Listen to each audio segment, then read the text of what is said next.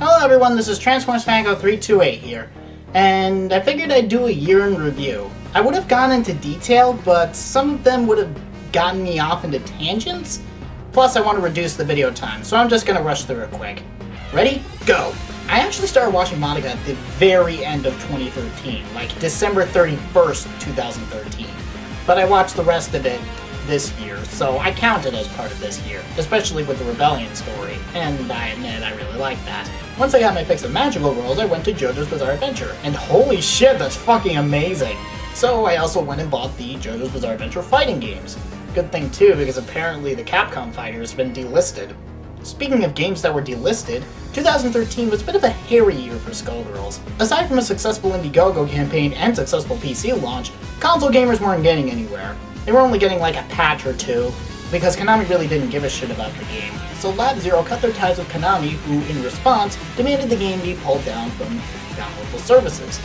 Not very good. So, the game was eventually re-released this year as Skullgirls Encore, with all of the planned downloadable content now being back on schedule. Or as on schedule as can be, given development houses and such. Bioshock Infinite, Burial at Sea Episode 4. Okay, let me explain that a little bit better. My issues with this downloadable content is that it tells me that the story that I grew attached to was a complete waste of fucking time!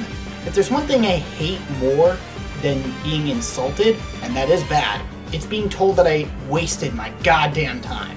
If it was a negligible amount of time or I didn't particularly care, that's one thing. But then this goes and tells me a story that I liked, and I really grew invested into over hours of gameplay was a complete waste of fucking time and money. Fuck!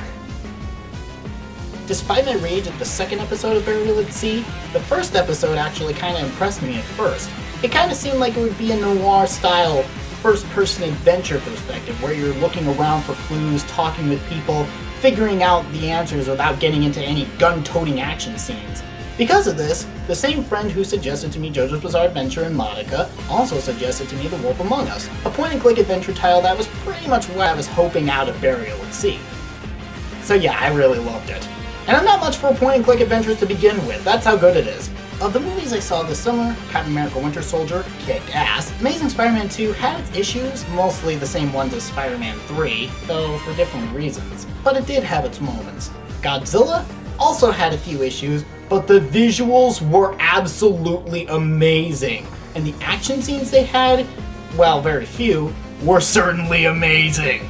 Age of Extinction was a lot of fun. Had its issues, but I actually really enjoyed it. Guardians of the Galaxy?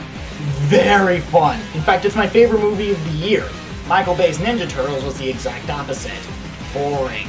It's really bad when your cheesy credits rap is better than your entire movie. Knock, knock, you about to get shell-shocked. Obviously, the hype for Super Smash Bros. Was very high this year, especially given that we actually got the new Super Smash Bros. Games this year. But we also got Project M 3.5, which is good because it was just in time for me to actually get Project M working.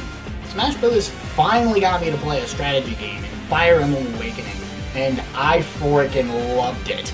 I heard nothing but unanimous praise for this game, and I'm no different. The Legend of Korra had quite a year. 2 entire seasons. Halfway through one of them, they went online as opposed to television broadcasts. Though they did go back to television broadcasts, but still kept to the online thing.